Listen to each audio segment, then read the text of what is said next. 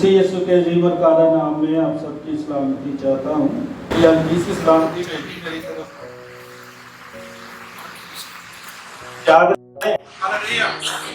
जाग रहे हैं, यहीं पर है, इबादत में ही है, सब मौजूद है जी, मौजूद है, ध्यान इधर ही है, कलाम सुनने के लिए तैयार है, तो आइए मेरे साथ निकालिए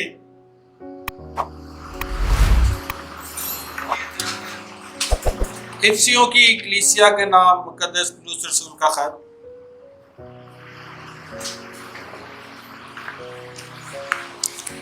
इफिसियों की कलीसिया के नाम मुकद्दस पौलुस रसूल का खत, उसका 6वां बाब।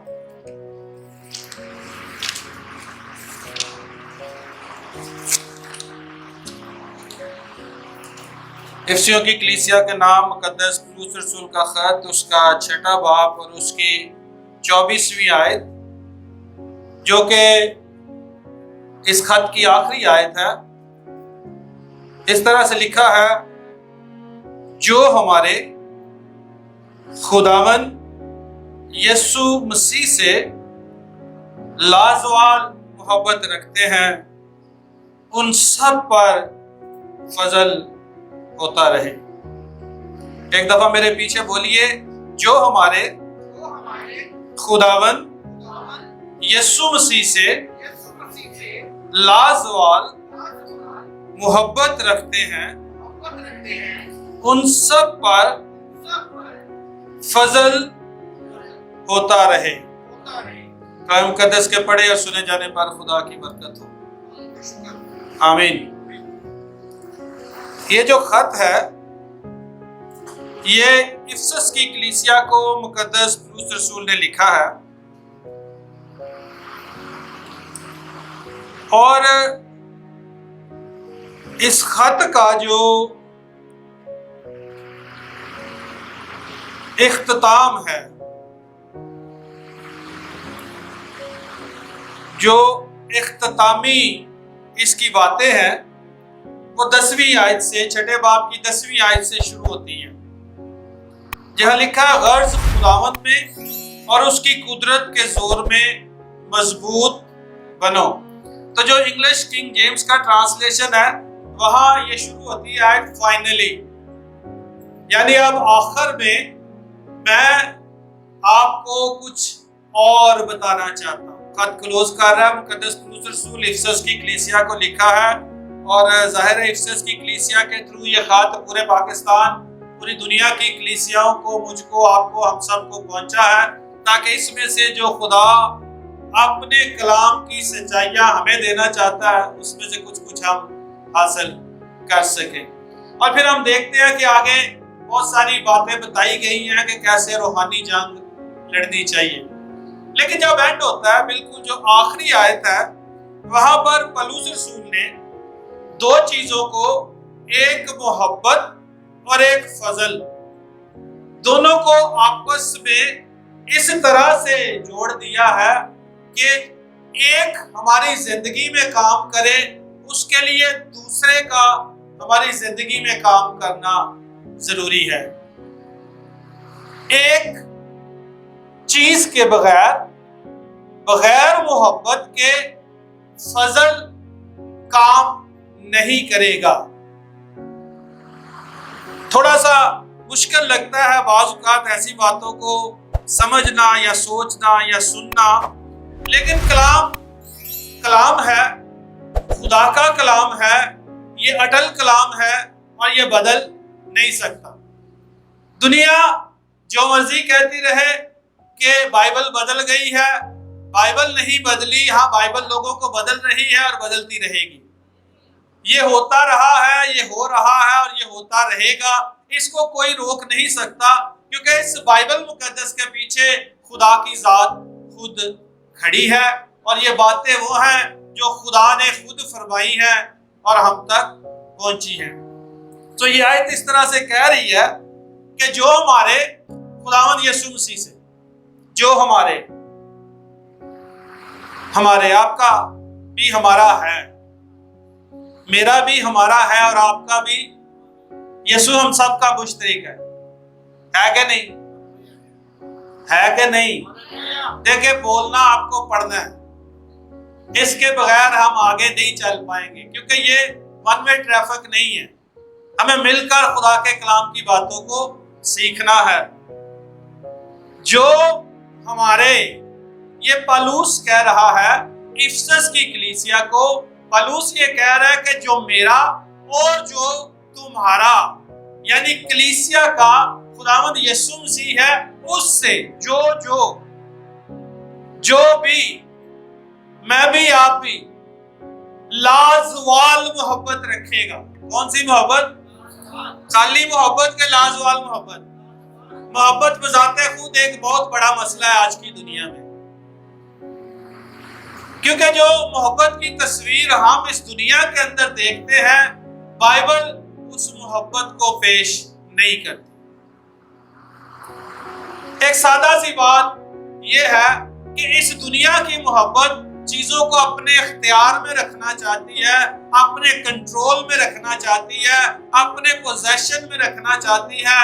लेकिन खुदा की मोहब्बत दे देने का नाम है, छोड़ देने का नाम है, दूसरों के फायदा के लिए कुछ करने का नाम है, चाहे उसमें अपना नुकसान हो रहा हो। ये पैदाइश से मुकाशफा तक खुदा की मोहब्बत इसी तरह से नजर आती है। लेकिन दुनिया और खुदा की मोहब्बत में हमेशा से टकराव रहा है, आज भी है, पहले भी था और आने वाले वक्त में भी रहेगा। लेकिन पौलुस चर्च को, कलीसिया को, मुझको, आपको ये फरमा रहा है कि जो हमारे खुदावंद यीशु मसीह से, जो भी मेरे और आपके खुदावंद यीशु मसीह से लाजवाल मोहब्बत रखेगा, वो वाली मोहब्बत जिसको जवाल नहीं आता। कौन सी मोहब्बत? जवाल समझते हैं ना? कहते हैं हर कमाल का जवाल होता है, हर अरूज का जवाल होता है, जो चीज ऊपर को जाती है फिर नीचे को आती है। लेकिन यहाँ पर मोहब्बत के तल्लक से जो एक इंसान खुदावंद यीशु मसीह से रख सकता है, ये कहा जा रहा है कि उसमें जवाल नहीं आना चाहिए, क्योंकि जो ऐसी मोहब्बत रखेंगे खुदावंद यीशु मसीह से, उन पर क्या होता रहेगा? उन सब पर क्या होता रहेगा? उन सब पर फजल होता रहेगा। अब सवाल यह है कि फजल इतना जरूरी क्यों है? फजल क्यों इतना जरूरी है कि उसके लिए पौलुस ने एक तरह की शर्त लगा दी है, और जाहिर है पौलुस खुद तो नहीं लगा रहा, खुदा के रूह को उसकी तहरीक से, खुदा की मर्जी से कलाम लिखकर इफिसस की कलीसिया से बात कर रहा है। खुदा क्यों दो चीजों को जोड़ रहा है कि जो खुदावंद यीशु से लाजवाल मोहब्बत रखेंगे उन पर फजल होता रहेगा।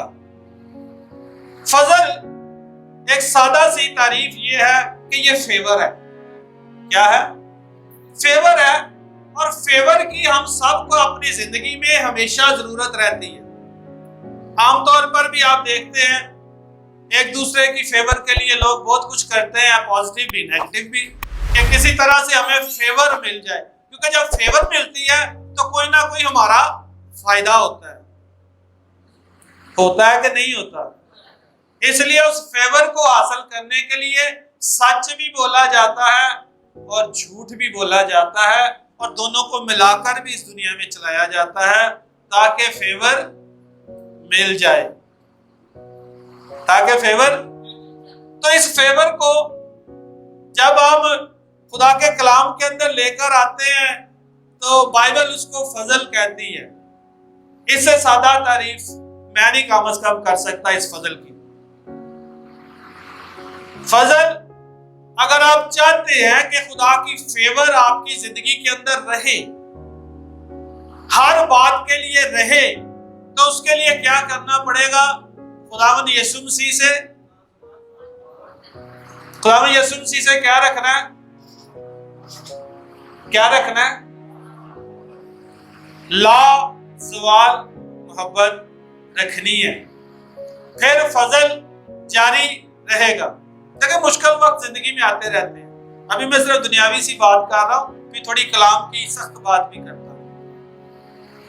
जब हमें फेवर की जरूरत होती है, घर के अंदर मसले हो जाते हैं, घर से शुरू करके जहां जहां भी आप मौजूद हैं, आपको मसाइल का सामना करना पड़ सकता है। और जब मसाइल आते हैं, जब मसाइल का सामना करना पड़ता है, तब सही पता चलता है कि कौन वाकई मसीही है।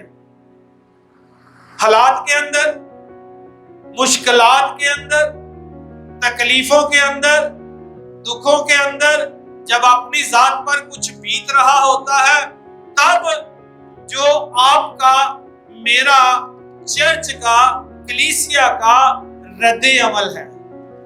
ये तो आप सब जानते हैं कि every action has an equal and opposite reaction. ये तो न्यूटन का कानून है और इसी तरह ही है। हर अमल का रद्दे अमल होता है। रद्दे अमल बताता है कि कौन सा मसीही, पंजाबी च कहां ते किन्ने पानी च,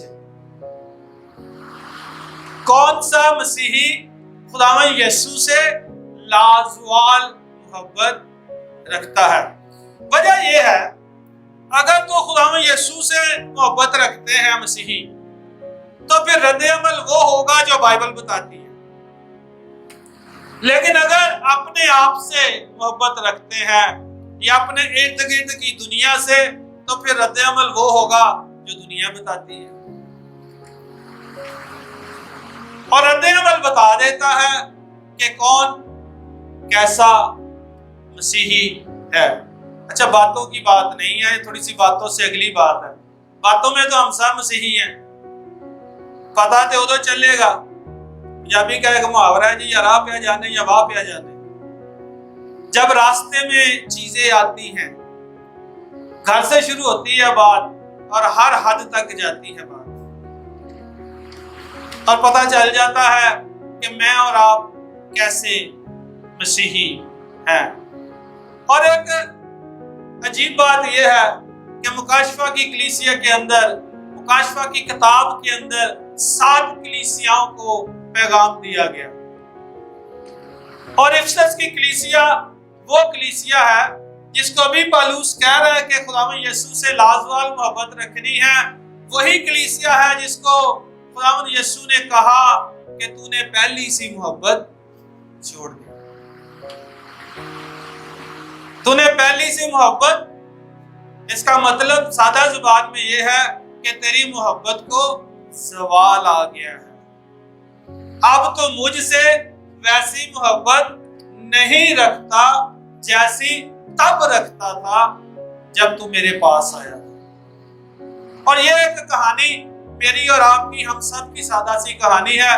जब खुदावंद यीशु मसीह को कबूल करते हैं, शख्सी निजात देंदा लेते हैं, उसके खून से धुलते हैं, बड़ा जोश, बड़ी बातें, बहुत तेजी होती है। लेकिन जैसे जैसे वक्त गुजरता जाता है, हालात, दुनिया, मुश्किलात उस मोहब्बत के ऊपर साया डालती रहती है, मोहब्बत कम होती चली जाती है। और एंड पे हाल इफिसस की कलीसिया वाला ही होता है। जब खुदा हमसे बात करता है, तूने पहली सी मोहब्बत, बोले तूने पहली सी मोहब्बत, ये बाहर की बात नहीं है, इस बात को समझना है।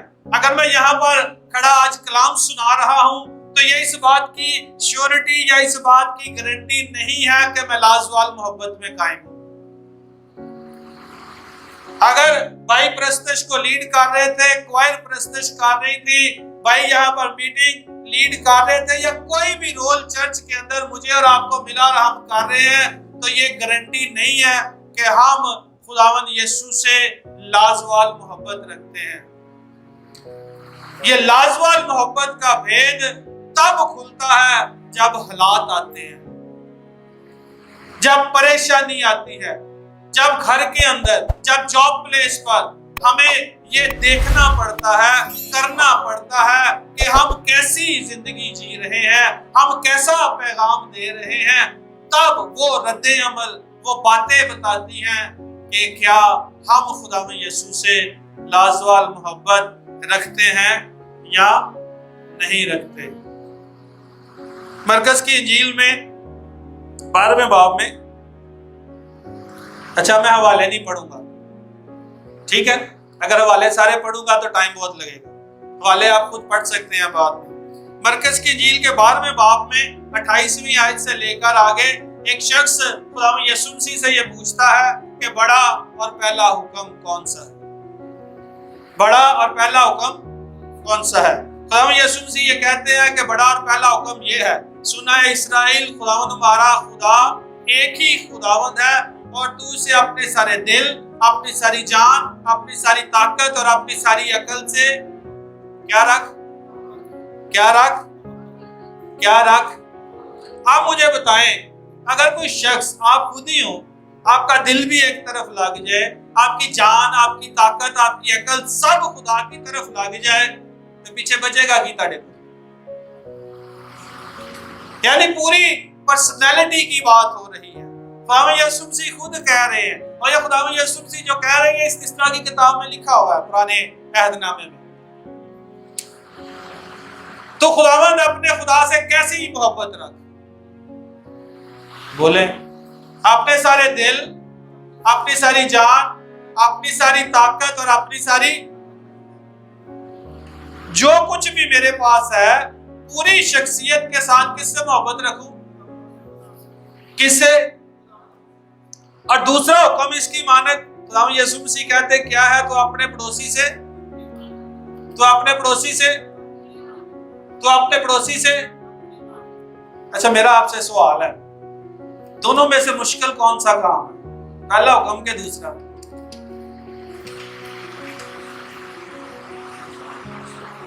क्वायर के बच्चे, दूसरा मुश्किल है जी। कलीसिया इधर इस साइड से, कौन सा मुश्किल है जी? भाई नोएल की साइड वाली कलीसिया, कौन सा मुश्किल है जी हुक्म? कौन सा? पहला, दूसरा, दूसरा। अच्छा जो कहते हैं दूसरा मुश्किल है, जरा इस तरह आसानी हो जाएगी मुझे समझ में। देखो वोट तो देना पड़ेगा, हाथ थल्ले करके गाल नहीं बननी, हाथ चुकना पैना है। नजर आ रहे हैं मुझे सारे ही जिनके हाथ नीचे हैं। कौन सा हुक्म मुश्किल है जी? दूसरा। मैं कह रहा हूं दूसरा मुश्किल है। अभी भी हाथ नीचे है काफी सारे, बाजी उठाए, वोट किसी तरफ तो करे। दूसरा हुक्म मुश्किल है, जो कहते हैं पहला मुश्किल है। Very good. अच्छा मेरी राय है, आप फैसला अपना खुद करेंगे। हर शख्स को फैसले करने हैं जिंदगी में, आपने अपने खुद करने हैं, मैंने खुद करने हैं। मेरे जाती राय में पहला हुक्म मुश्किल है। अगर पहला हुक्म किसी तरह मेरी जिंदगी में पूरा हो जाए और थोड़ा थोड़ा मुझे इसका तजर्बा भी है, तो दूसरा हुक्म बिल्कुल आसान है। मसला का दूसरे हुक्म में मसला कहां पर है कि मेरी जात इन्वॉल्व हो जाती है। यानी मेरी और नोएल भाई का कोई मसला है ना, कोई लड़ाई झगड़ा, तो मैं अपना फायदा देखना है, तेना अपना देखना है, तो लड़ाई रहेगी, कि लड़ाई खत्म हो जाएगी। लेकिन अगर मैं खुदावंद यीशु मसीह से, खुदा से अपने सारे दिल, अपनी सारी जान, अपनी सारी ताकत, अपनी सारी अकल से मोहब्बत रखता हूं, तो फिर मैं किसका फायदा देखूंगा? खुदा का क्या फायदा है? कलाम क्या कहता है कि क्या करना चाहिए अपने दुश्मनों से? क्या करो अपने दुश्मनों से और अपने सताने वालों के लिए दुआ करो। तो फिर मैं अपनी जात को नहीं ना देखूंगा, तो किसको देखूंगा? खुदा की जात को। लाजवाल मोहब्बत, खुदा से मोहब्बत रखनी है कि नोएल से दुश्मनी? सॉरी जरा समझाने के लिए, खुदा से मोहब्बत कायम रहे मेरी जिंदगी में कि भाई नोएल से दुश्मनी कायम रहे? किसको कायम रहना चाहिए? तो अगर खुदा से मोहब्बत रहेगी तो दुश्मनी नहीं रह सकती, नहीं रह सकती। दूसरा हुक्म आसान हो गया, क्योंकि मेरी जात बीच में से, जब जब हमारी जात रहेगी बीच में, झगड़े खत्म नहीं हो सकते, चाहे वो घर से शुरू हो जाए और जहां तक मर्जी चले जाए। जब तक हम अपना फायदा देखते रहेंगे, मसाइल झगड़े खत्म नहीं होंगे। जब हम खुदा के कलाम को अवलियत देंगे, जब हम खुदा की जात को अवलियत देंगे, जब हम मसीह से लाजवाल मोहब्बत में कायम रहेंगे, हम अपना फायदा नहीं देखेंगे। कुरिन्थियों की कलीसिया को पौलुस ने यह लिखा, तुम में भाई भाई में झगड़ा होता है और तुम गैर कौमों के पास चले जाते हो फैसला कराने के लिए। तुम में एक भी अक्लमंद नहीं है जो तुम्हें बता सके कि खुदा का कलाम क्या कहता है। हमें खुदा के कलाम के मुताबिक मूव करना है, और जब नहीं करते तो फिर मसले तो रहेंगे कि नहीं? रहेंगे, नहीं खत्म हो सकते। आप तजर्बा करके देख लें, खुदा के कलाम को प्रैक्टिस में लाके देख लें।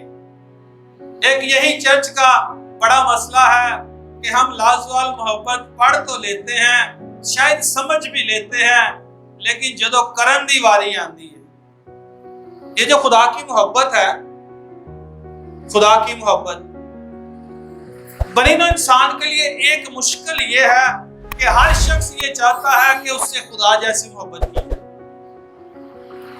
हर शख्स ये चाहता है कि उससे खुदा जैसी मोहब्बत की जाए, लेकिन उसे करने के लिए ना कहा जाए। बात समझ आ रही है? मैं ये चाहता हूं कि आप सब मुझसे खुदा जैसी मोहब्बत करें, तो मेरा फायदा ही फायदा है। लेकिन मैनू कोई ना कहे कि मैं तानू खुदा बगैर मोहब्बत करा, ना मैनू कोई पूछे, ना मेरे को कोई हिसाब मंगे, ना मैनू किसी को जवाब देना पवे, बस मैं ही हूं। और ये जो मैं वाला सीगा है, ये सीधा खुदा की जात से टकराता है जाके, क्योंकि वो कहता मैं जो हूं सो मैं हूं। और फिर बाइबल ये बताती है कि खुदा मगरूरों का मुकाबला करता है। अच्छा, खुदा बहुत जबरदस्त है। जितना कि मुझे कलाम की समझ आई, पैदाइश से मुकाशफा तक खुदा की मोहब्बत छाई रहती है।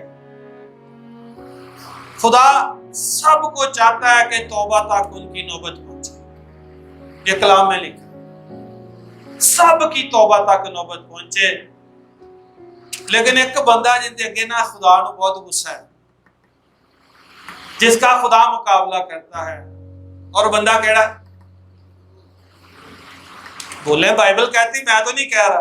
खुदा मगरूरों का, कलाम में लिखा है, खुदा मगरूरों का। मगरूर कौन होता है?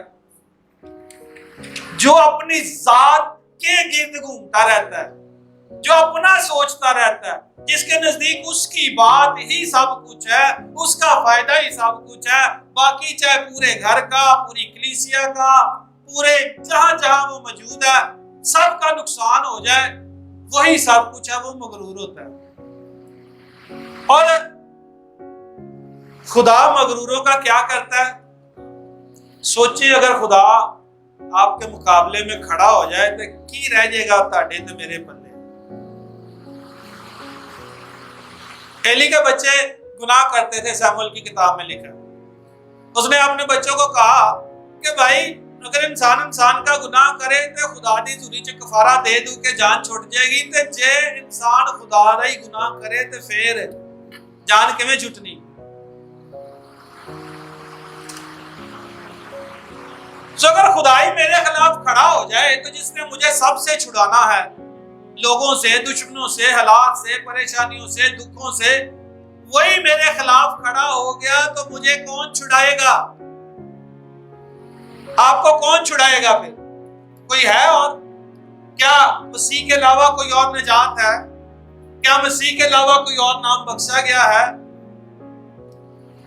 तो अगर नहीं है, तो फिर उसके साथ ना रहने से मुझे आगे कौन बचाएगा? या आपको कौन बचा सकता है? लोग कहते ने और कोई गल नहीं जी, मरन के बाद वेख लांगे। की वेखना? बताएं, आप भी कोई बाइबल पढ़ते हैं जो मैं पढ़ता हूं, मरन के बाद एक गुनाहगार ने की वेखना है? क्या कहती है बाइबल? मरने के बाद गुनाहगार कहां जा रहे हैं? दोजख में जा रहे हैं, जहन्नम में जा रहे हैं, हमेशा की आग में जा रहे हैं, तो क्या देखेंगे वहां पे? तो फिर वो देख के कि बड़ा सुकून मिलेगा उसे, बताएं बड़ा सुकून मिलेगा? लोग फिर भी बड़ी दिलेरी से कहते हैं देखी जाएगी जी जो होएगी, देख लेंगे जो होगा, हम तो जो मेरी मर्जी में वही करना है। तो फिर जो मेरी मर्जी है वो खुदा दी मर्जी ना टकरा रही है। तो मर्जी जो मेरी ते खुदा दी आपस में टकराएगी तो पूरी कितनी होनी? किसकी मेरी पूरी हो सकती है? खुदा की मर्जी पूरी होगी। और जब खुदा की मर्जी पूरी होगी तो फिर उसके बाद क्या कोई और तरीका है कि कोई जहन्नम से निकल सके? ये जमीन पर ही है ना, यहीं पर फैसला है, यहीं पर जिंदगी जीनी है, यहाँ पर ही सब कुछ करना है कि नहीं? ये जिंदगी यहीं पर जीनी है। जो जिंदगी खुदा ने हमें दी है, हमें इस जमीन पर रहते हुए उसको जीना है, खुदा के जलाल के लिए जीना है। और हमारी जिंदगियों से किसको नजर आना चाहिए? खुदा की लाजवाल किसको नजर आना चाहिए? खुदा की किसको नजर आना चाहिए? लाजवाल मोहब्बत को। क्या खुदा ने मुझसे और आपसे लाजवाल मोहब्बत नहीं की है कि नहीं? खुदा क्या वो मांगता है जो वो देता नहीं है? कि मेरी बाइबल में तो मुझे ये समझ आई, खुदा मुझसे वही मांगता है जो पहले देता है, पहले प्रोवाइड करता है, फिर मांगता है, फिर उसकी नसीहत देता है, फिर उसकी तरीका देता है, फिर बताता है कैसे इसको इस्तेमाल करना है, कैसे देना है। ये सिर्फ पैसों की बात नहीं है, जिंदगी की बात है। खुदा ने जिंदगी दी, बाइबल यही बता रही है। खुदा ने आदम के नथनों में जिंदगी का दाम फूंका तो वो जीती जान हुआ, ना फेंकता दम ना जीती जान होता। खुदा ने जिंदगी दी, फिर जिंदगी गुजारने का तरीका दिया। एक ही हुक्म में सारा तरीका। ये दरख्त ये मौत लेकर आएगा, इस दरख्त का फल नहीं खाना वरना जिंदगी खत्म हो जाएगी। एक ही ऑर्डर, एक ही हुक्म आ गया अदन के अंदर, उसी में सारा कुछ, पूरी तरतीब, सब कुछ उसके अंदर। और इसके पीछे क्या है? जो मैं कहना वो मन, एंदे जी तेरा फायदा है। नहीं मनेगा तो की मिलेगा? मौत। क्या मिलेगी? तो आज क्या खुदा बदल गया? बदल गया। इसी बाइबल के अंदर जो आपकी और मेरी बाइबल है, वैसे इस वक्त मैंने चर्च की बाइबल इस्तेमाल कर रहा हूं क्योंकि मेरी बाइबल इस मोबाइल के अंदर है। तो इन दोनों के अंदर क्या लिखा है? यीशु मसीह,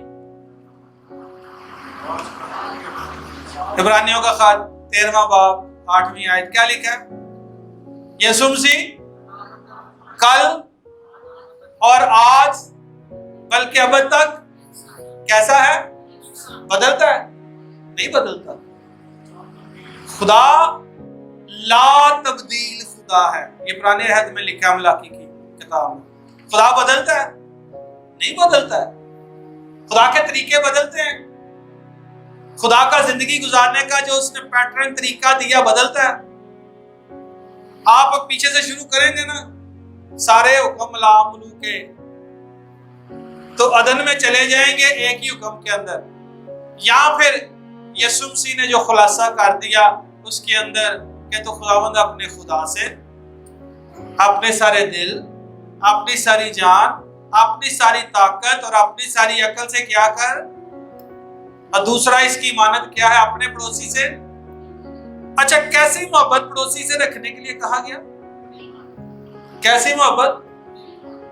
कैसी जी?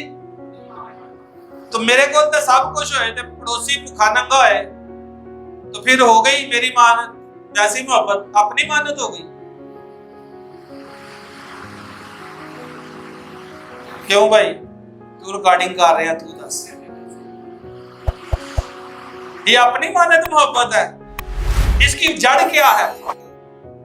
जड़ ये है कि खुदा को क्योंकि हम प्यार नहीं करते, कहते हम हैं मैं खुदा हूं, यीशु के खून से खरीदा गया हूं, खुदा से मोहब्बत रखता हूं, मसीह से मोहब्बत रखता हूं, बयान हम हर तरह का देते हैं, लेकिन जहां अमल की बात आती है, जहां वो मोहब्बत नजर आनी चाहिए वहां मैं और आप क्या करते हैं? अच्छा, खुदा ने क्या किया? खुदा ने क्या किया? सारी दुनिया गुनाह में मार रही थी। यूना की झील 3 बाब 16वीं आयत की जुबानी आती है। बोले जी, क्योंकि खुदा ने दुनिया से ऐसी मोहब्बत रखी कि उसने अपना इकलौता बेटा बख्श दिया ताकि जो कोई उस पर ईमान लाए हलाक ना हो बल्कि कौन सी जिंदगी पाए। अच्छा, खुदा ने इंसान को इस तरह छोड़ दिया, ऐसे छोड़ दी नहीं, मोहब्बत रखी ना। क्या किया खुदा ने? मोहब्बत रखी।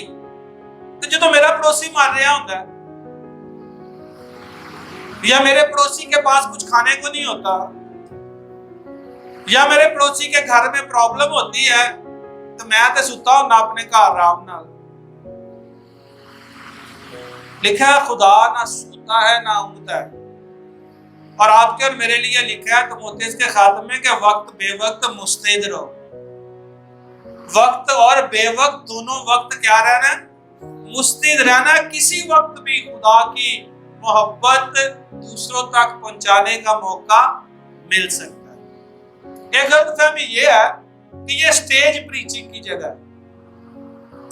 मेरे हिसाब से ये बहुत बड़ी गलतफहमी है मसीही लोगों को, मुनादों को, खादमों को।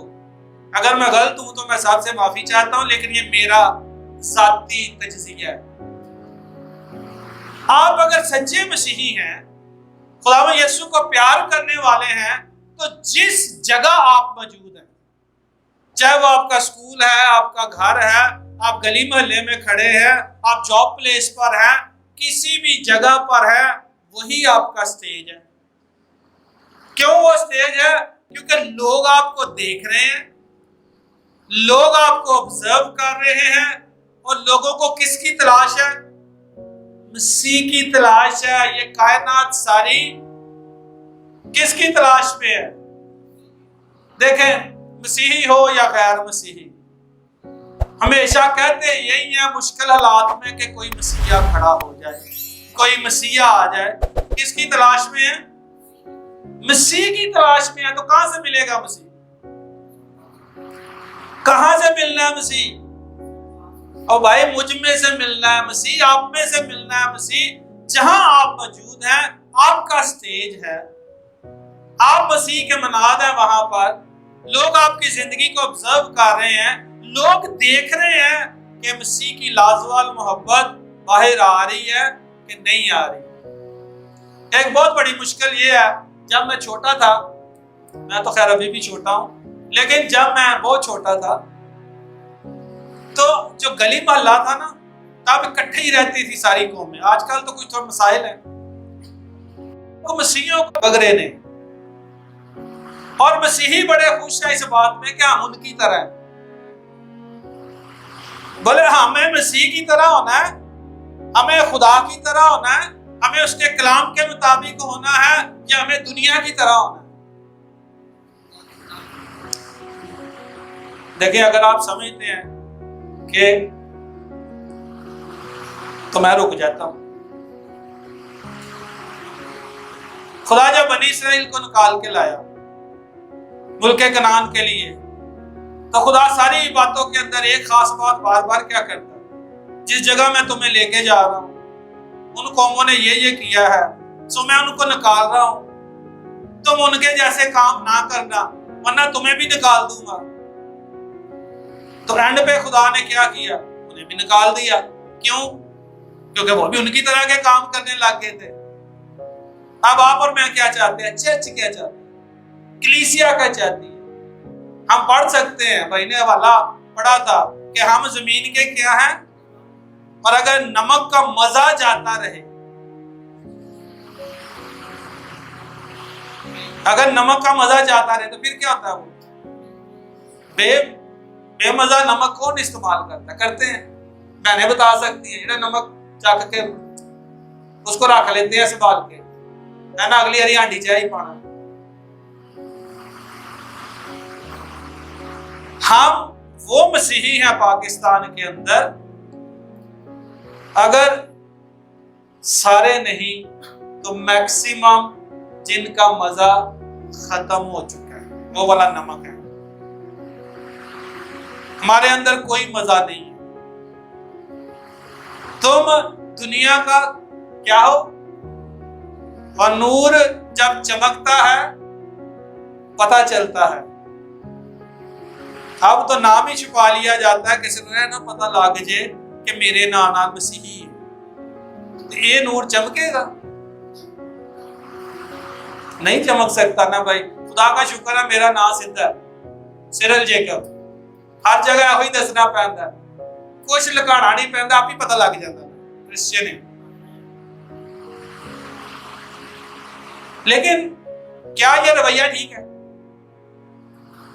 कि मैं अपना नाम, आप अपना नाम छुपा ले, पता ना चले मैं मसीही हूं, मैं नदे विच रल के ना वगराई होके कोई फायदा चुक ला, तो क्या खुदा मेरा और आपका खुदा जिंदा खुदा नहीं है?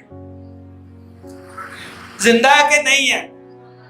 और क्या वो कलाम के अंदर ही सिर्फ एक्टिव था, काम करता था, अपने लोगों को बरकत देता था, हर लिहाज से ब्लेस करता था, कि आज भी कर सकता है?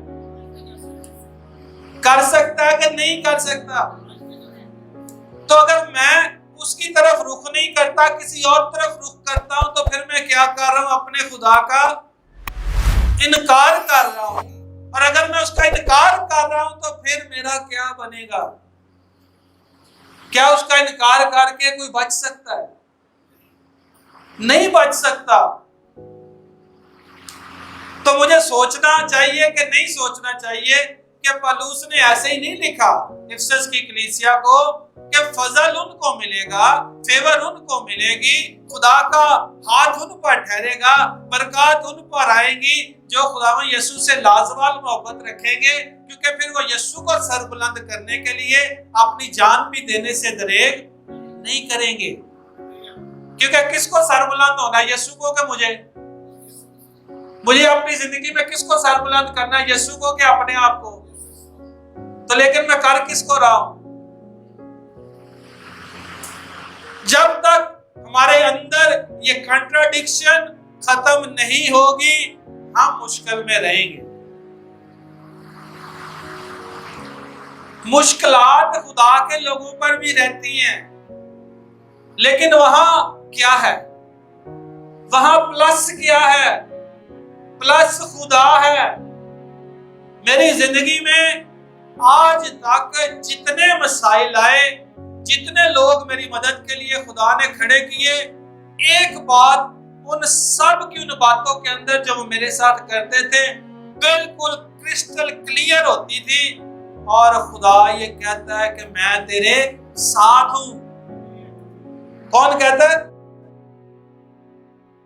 मुख्तलिफ लोग, मुख्तलिफ खादम, छोटे बड़े, उन हालात में, मुश्किलात में, वक्तों में, तंगियों में क्या कह रहे थे? सब एक आवाज सब के अंदर से निकलती थी कि खुदा ये कहता है कि मैं तेरे, ये प्लस और टेस्ट करता है।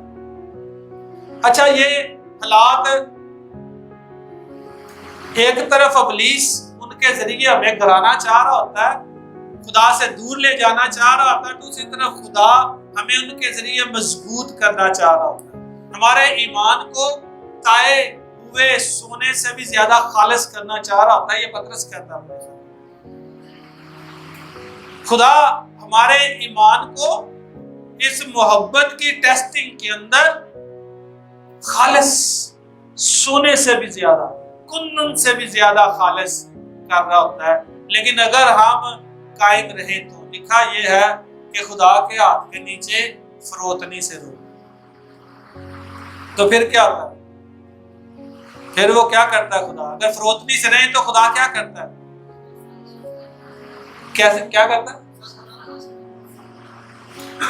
नहीं, उससे पहले क्या है? खुदा, आप ठीक कह रहे हैं, अगर हम उसके हाथ के नीचे फरोतनी से रहे तो खुदा वक्त पर सर बुलंद करता है। और ये जो वक्त है ना बीच में, ये खुदा का होता है, ये मेरा और आपका नहीं है कि कल ही सर बुलंद कर दे। खुदा यीशु मसीह को फिलिपियों के खत में लिखा है दूसरे बाब में 5वीं आयत से ऑनवर्ड पढ़े, क्या लिखा है? और खुदा ने उसे बहुत सरबुलंद किया। कितना सरबुलंद किया? और उसे वो नाम बख्शा जो सब नामों से आला है। कब किया? जब यीशु मसीह चरनी जिसा,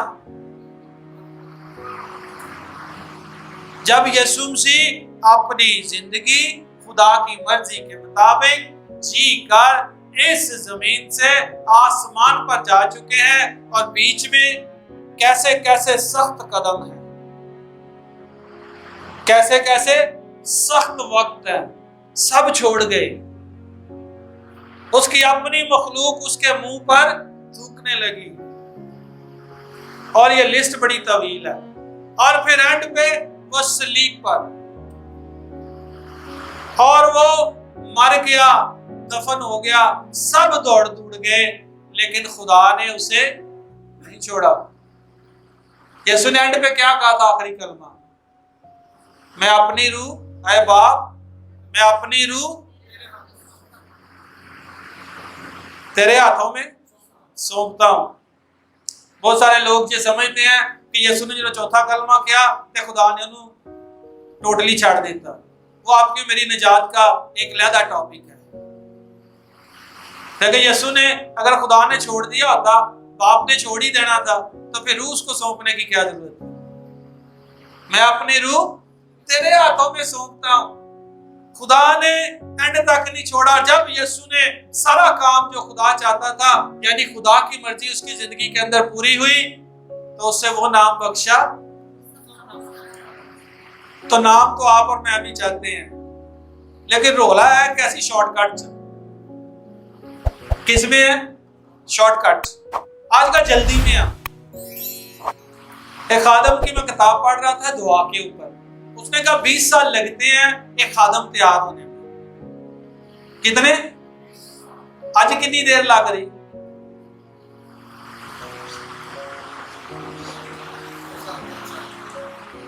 नहीं जी, होते 6 महीने भी बहुत ज्यादा है भाई।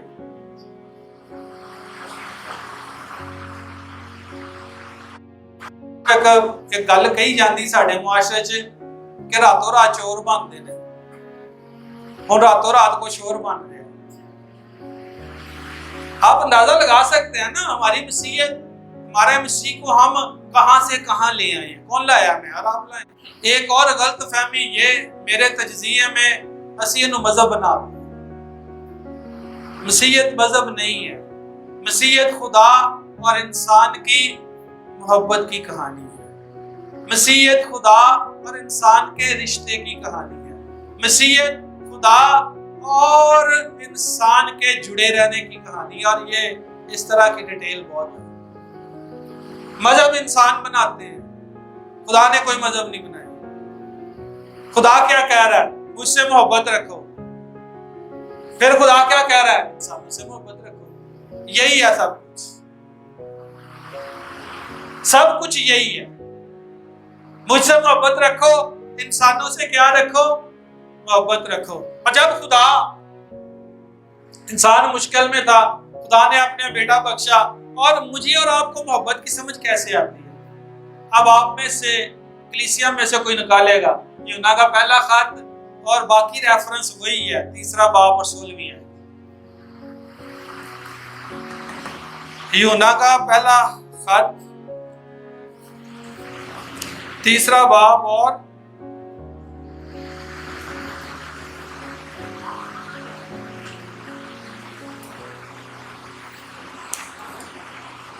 16 भाई निकालिए, पढ़ना है आप।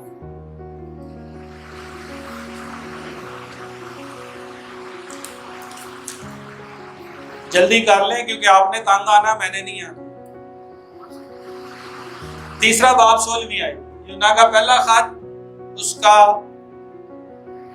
3 बाब और उसकी 16वीं आयत। प्लीज माइक ले लें।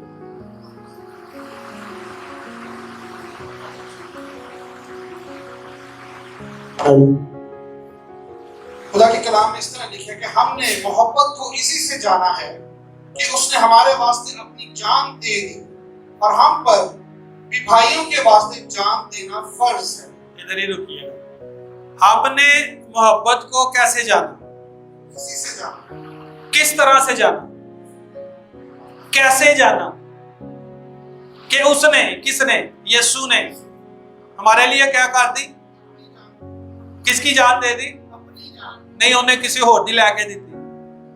कौन सी जान दे दी? अपनी जान। और हम पर क्या फर्ज है? क्या फर्ज है हम पर? बड़ा रोला है ना, फर्ज ने भी साढ़े ते की फर्ज है ते की नहीं फर्ज। तो हम पर क्या फर्ज है? भाइयों के वास्ते जान देना। पढ़े, आपके पास बाइबल है। क्या फर्ज है मुझ पर और आप पर? भाइयों के वास्ते उनकी जान लेना। हम पर क्या फर्ज है भाइयों की जान लेना? भाई कौन होता है? कलीसिया का मेंबर जो मेरे हम ईमान है। क्या फर्ज है मुझ पर, आप पर, भाइयों के लिए? नहीं, क्या जान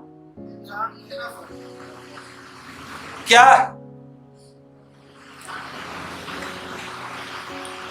फर्ज क्या है मुझ पर और आप पर? भाइयों के लिए जान। किसकी जान देना? किसकी जान देना? तो जो खुदा में यीशु से लाजवाब मोहब्बत रखते हैं वो भाइयों के लिए अपनी, कि वो भाइयों की जान ले लेते हैं। तो आजकल के भाइयों तो मेरा मतलब पेंटिकॉस्टल नहीं है, मैं पहले क्लियर कर दूं। भाइयों से मेरा मतलब जो मसीह पर ईमान रखते हैं, सादा जुबान, चाहे वो पेंटिकॉस्टल ने, चाहे वो ब्रदरन ने, चाहे वो कैथोलिक है, चाहे वो जहां से भी हैं, जो कलीसियाएं इस वक्त दुनिया में मौजूद है, उनमें से जो मसीह पर ईमान रखता है, तो भाइयों पर फर्ज क्या है? अच्छा, बहनें भी इसमें शामिल है, क्योंकि जब कलीसिया के इब्तदाई लोगों को भाई कहा गया, कलीसिया के लोगों को भाई कहते थे, बहनें भी शामिल होती थी।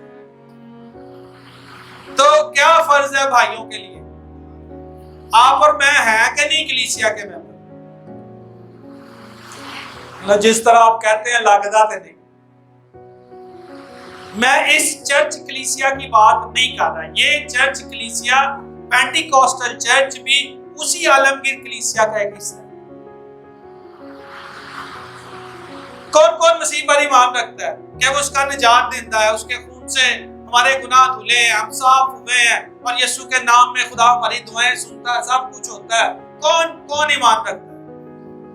तो फिर आप भाई नहीं है? क्या भाई नहीं है? क्या फर्ज क्या है आप पर? बोल भी जैसे की फर्ज है तेरे? जान देना कि जान लेना? देना फर्ज है। तो फिर आजकल हो ही रहा है, दे रहे हैं कि ले रहे हैं? जान ले रहे हैं। कह दो कि डरन की कड़ी का देखे, क्योंकि बाइबल ये कहती है तुम सच्चाई से वाकिफ होगे और सच्चाई तुमको आजाद करेगी। यूना की इंजील के 8वें बाब की 32वीं आयत है, तुम सच्चाई से वाकिफ होगे और सच्चाई तुम्हें, जब तक सच्चाई से वाकिफ नहीं होंगे आजादी का तजर्बा नहीं हो सकता। हमारे मुल्क की मुश्किल ये है कि ये आजाद हो गया है अंग्रेजों से, ये अंग्रेजों से आजाद हो गया है, लेकिन ये जातों से आज तक आजाद नहीं हुआ। चर्च का भी ये मसला है। मेरे लिए मसीही होना शायद इतना अहम नहीं है जितना कुछ और होना। लोग, अगर आप में से कोई हो तो मैं उससे पहले ही एडवांस माफी मांग लेता हूं, आपका जिक्र नहीं कर रहा। लोग कहते हैं मैं पटिया, मैं गिलना, मैं सोतरा वा।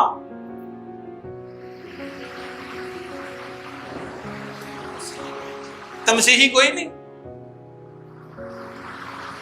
कोई मसीही नहीं। जब यीशु मसीह आए तो उन्होंने लोगों को अपने खून से खरीदा। जो कोई उस पर ईमान लाए हलाक ना हो बल्कि हमेशा की जिंदगी पाए। यसुम से हमेशा की जिंदगी देने के लिए अपने खून से खरीद रहे हैं कि गिल पट्टी बना ले।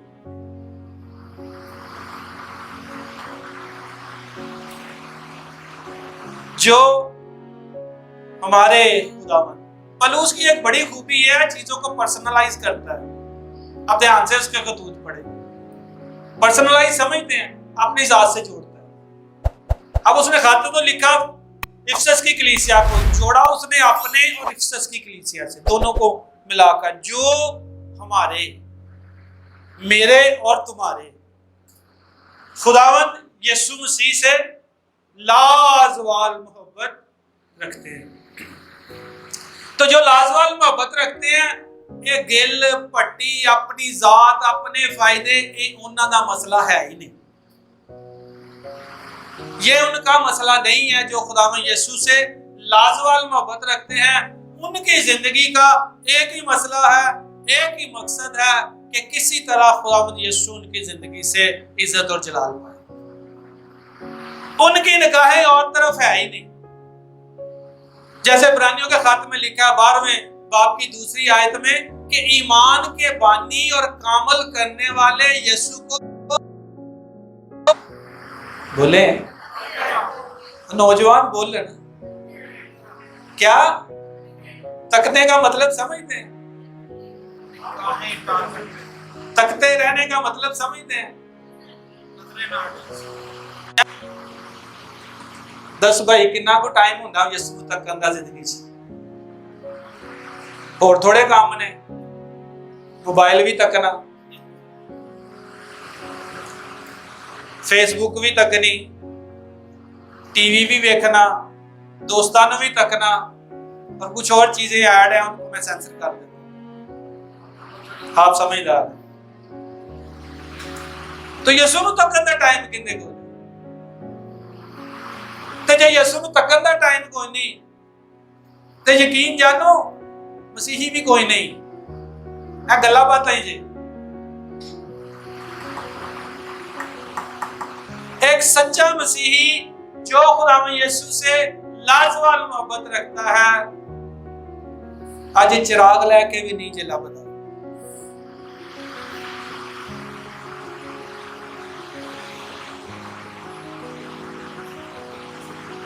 जब से मैं खिदमत में हूं, बचपन से ही हूं,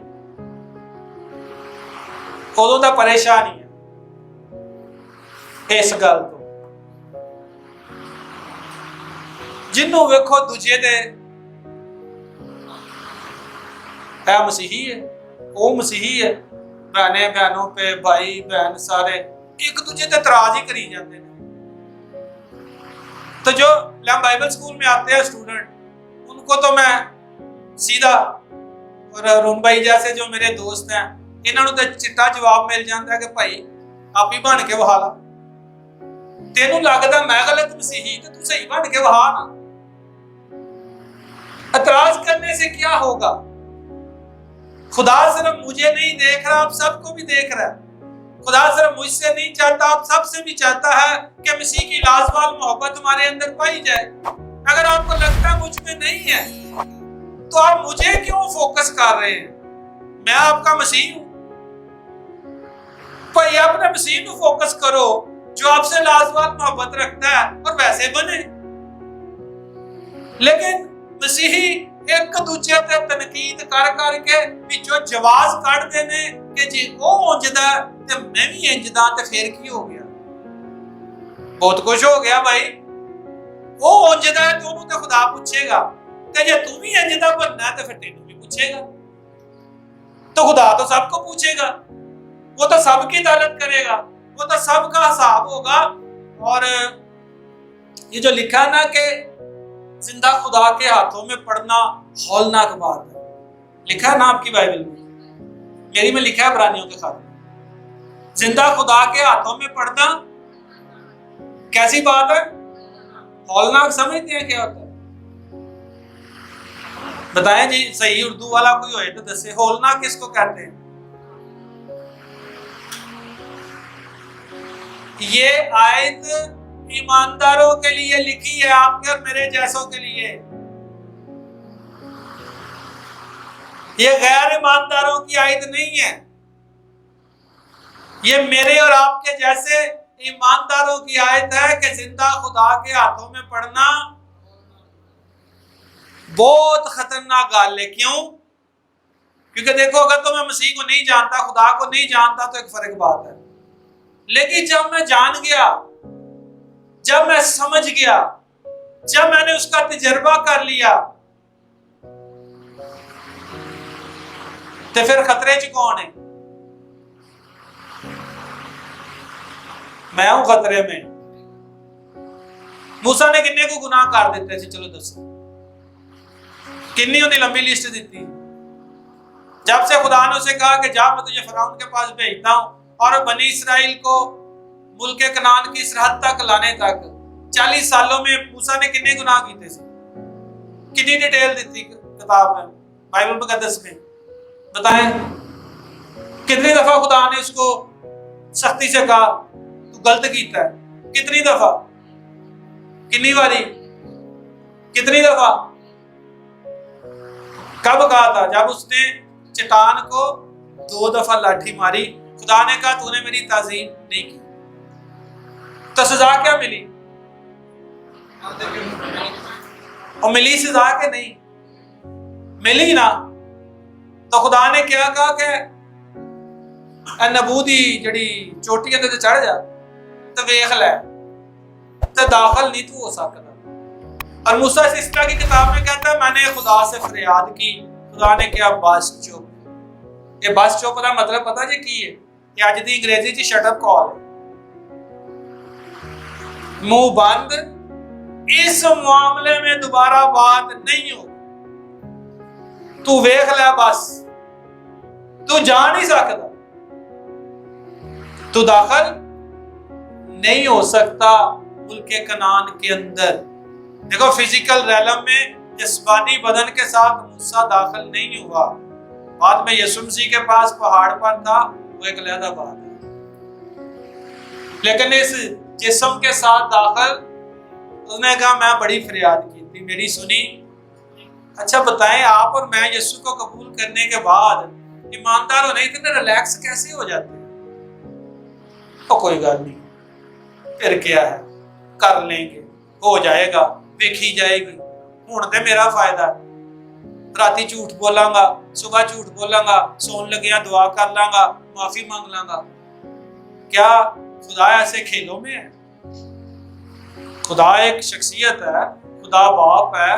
क्या खुदा ऐसे कामों में है जैसे में मैं और आप चल रहे हैं? खुदा नूं खिलाना है जिवें अजकल दे बच्चे मां प्यो नूं खिलाते हैं? गलत फहमी में है। सो चर्च इस गलत फहमी से बाहर आए, क्योंकि जो हमारे, कभी आपने खुदा को पर्सनलाइज किया मेरा बाप? क्योंकि हमने दुआ सीखी है ना, आए हमारे बाप, तो कभी ये कहा मेरा बाप? आपको पता है खुदा मूसा को क्या कहता है? यशुआ को क्या कहता है मूसा के तल्लक से? मेरा बंदा मूसा मर गया है। खुदा मूसा को क्या कह रहा है? मेरा बंदा मूसा मर गया है।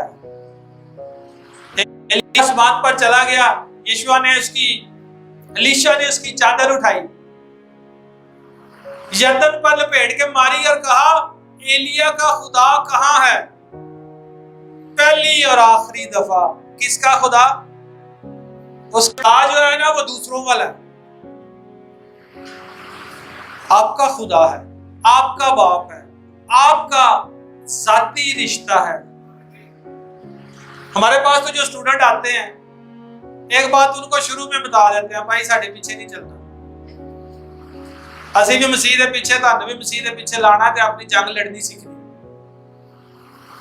मदद हम देंगे जब तक आपको जरूरत है, लेकिन जंग अपनी खुद लड़नी सीखनी, क्योंकि आपका भी खुदा उतना ही है जितना मेरा। जो हमारे खुदावंद यीशु मसीह से क्या रखते हैं, उन पर क्या होता रहे, फजल नहीं होगा।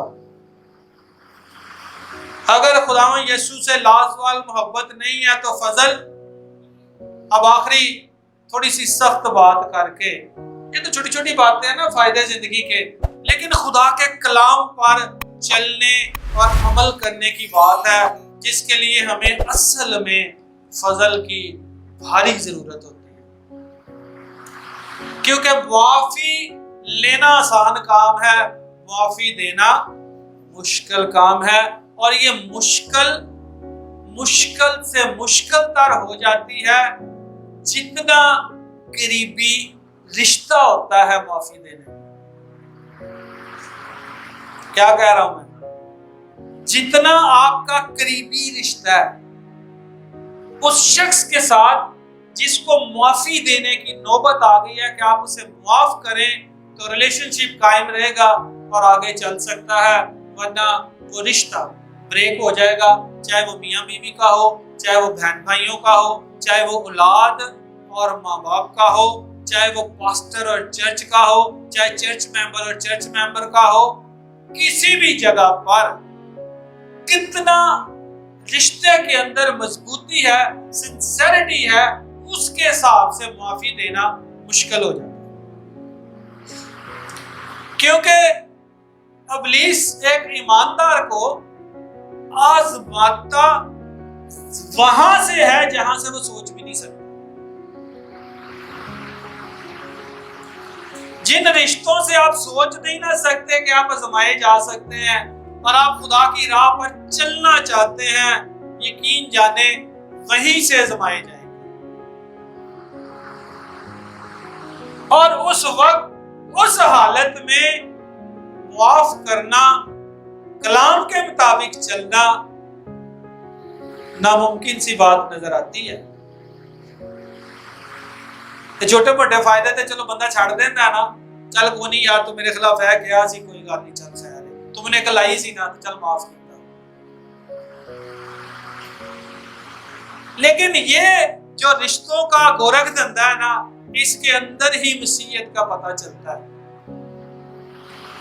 क्योंकि खुदा के साथ भी मेरा एक रिश्ता है जो खुदावंद यीशु के खून की वजह से बना है। मुझे जिंदगी मिली है, मुझे हमेशा की जिंदगी मिली है, मुझे अपनी जिंदगी मिली है। जब मैं अपनी बात कर रहा हूं तो आपने अपनी बात करनी है, मेरी बात नहीं करनी।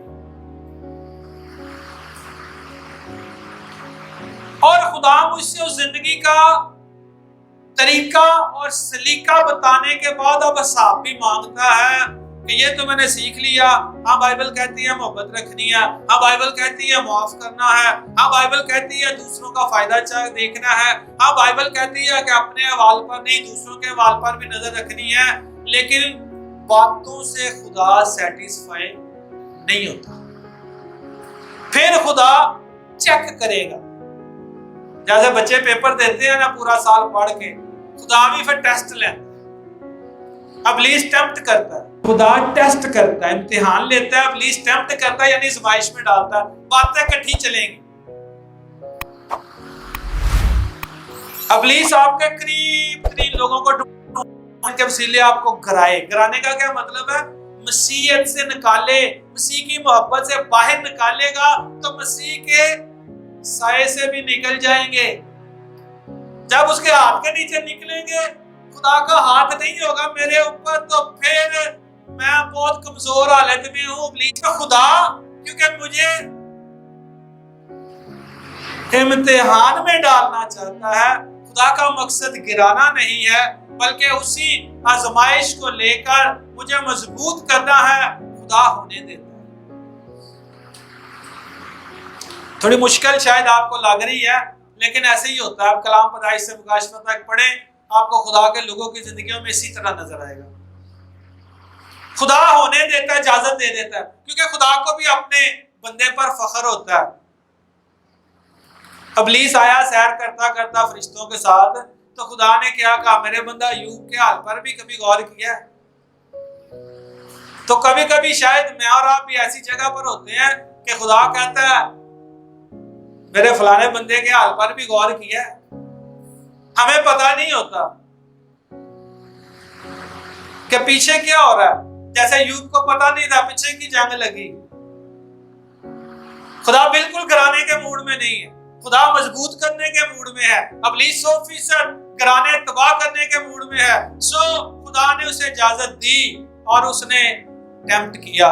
खुदा ने उसकी टेम्पटेशन को आपका टेस्ट बना दिया।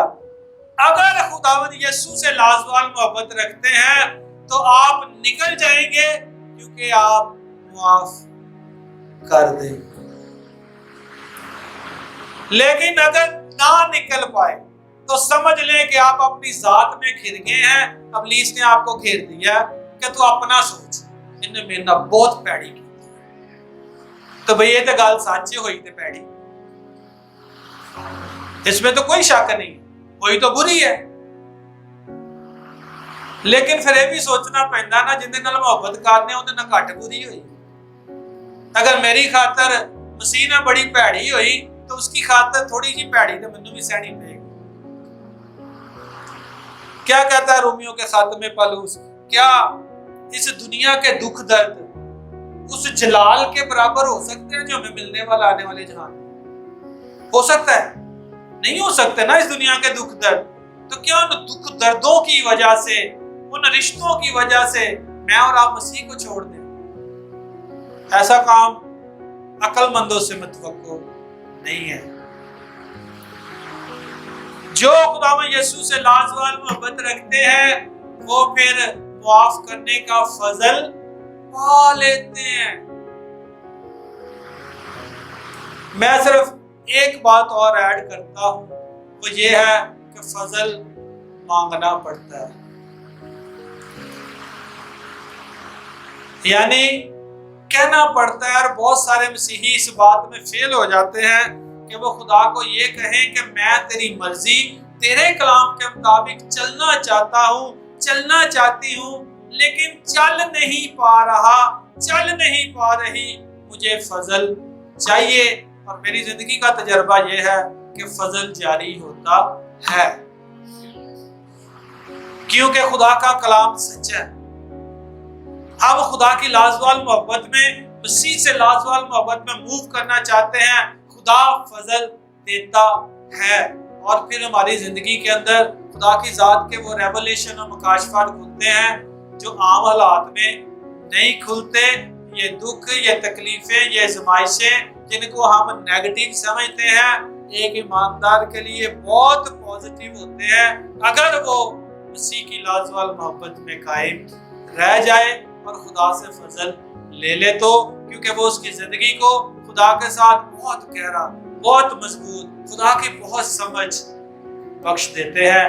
और एक मुश्किल बात यह है कि बात एक वक्त में रुकती नहीं है, ये अमल जारी रहता है, क्योंकि जब तक हमें जिंदा है ज़मीन पर, इस धरती पर जिंदा है, हमें इस लाजवाल मोहब्बत में मूव करना ही करना है, वरना हमारा ज़वाल शुरू हो जाता है।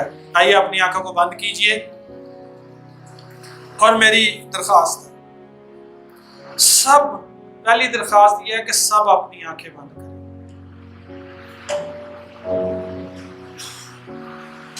सब अपनी आंखें बंद करें।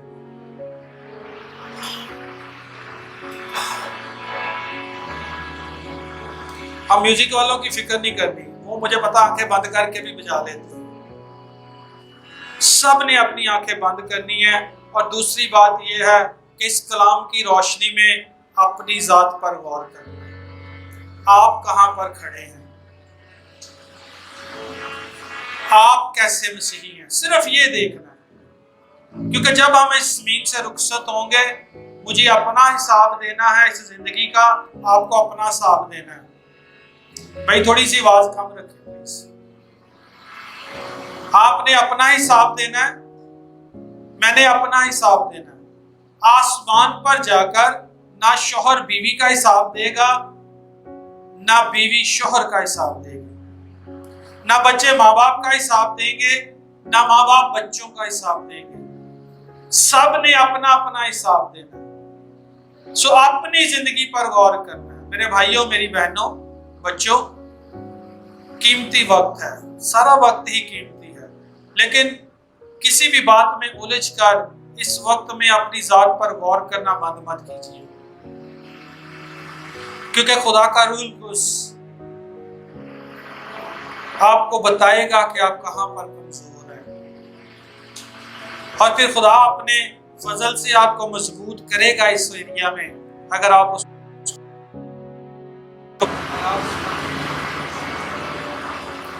अपनी जिंदगी पर गौर कीजिए, बस इस कलाम की रोशनी में, किसी और बात को मत सोचिए।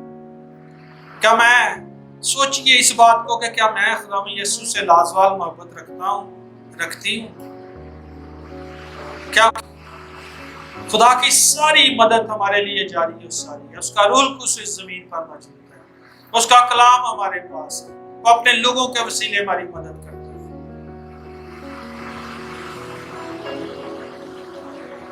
सो अपनी जिंदगी पर गौर कीजिए, और मुझे यहाँ एक दूसरे को कुछ बताने की जरूरत नहीं। जहां आपको अपनी जिंदगी में नजर आ रहा है आप उस मोहब्बत में नहीं चल पाए, सवाल का शिकार हो गए हैं, अपने बाप से बात कीजिए और बस बता दीजिए कि मुझे यीशु के नाम में मजबूती और दिलेरी मिले, ताकि मैं मसीह से अगली जिंदगी में लाजवाल मोहब्बत रख सकूं।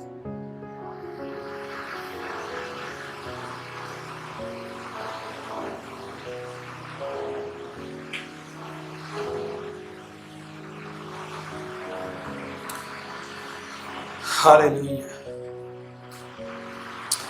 खुदा यीशु के नाम में प्यारे अब्बा जी, मैं अपने आप को और इन सारी जिंदगियों को जो आज इस इबादत में शामिल हैं, जो इस फेसबुक के जरिए शामिल हैं, जिन्होंने आपके कलाम की बातों को सुना है, आपकी हुजूरी में लेकर आते, हम सब को उस भारी फजल और उस मदद की जरूरत है कि हम मसीह के साथ लाजवाल मोहब्बत में कायम रह सकें। सो मैं अपने लिए और इन सब जिंदगियों के लिए मिन्नत करता हूँ, जो जो इन्होंने आपकी हुजूरी में रखा है, जो इकरार इन्होंने किए हैं, जो बातें पेश की हैं, अपने फजल को जारी कीजिए, ताकि ये आने वाली जिंदगी में मसीह के साथ लाजवाल मोहब्बत में कायम रह सकें, और इनकी जिंदगियां बहुत सारी और जिंदगियों के लिए मसीह को देखने का आईना बने। लोग यीशु को देखें, आपसे जुड़े, मसीह से जुड़े, तौबा करें, निजात पाएं, और ढेरों जिंदगियों के लिए ये सब जिंदगियां बरकत का बाइस हो। इस कलीसिया के लिए, अपने भाई के लिए, पास्टर नील जॉन के लिए, अपनी बहन के लिए, इस सारी टीम के लिए जो इस चर्च को लेकर चलती है, मैं आपकी बरकत चाहता हूँ, ताकि और आपके कलाम की सच्चाइयाँ, वेद और मुकाशफत इन्हें मिले, को मजबूत करने का, दिलेर करने का, मसीह की मानत। आमीन।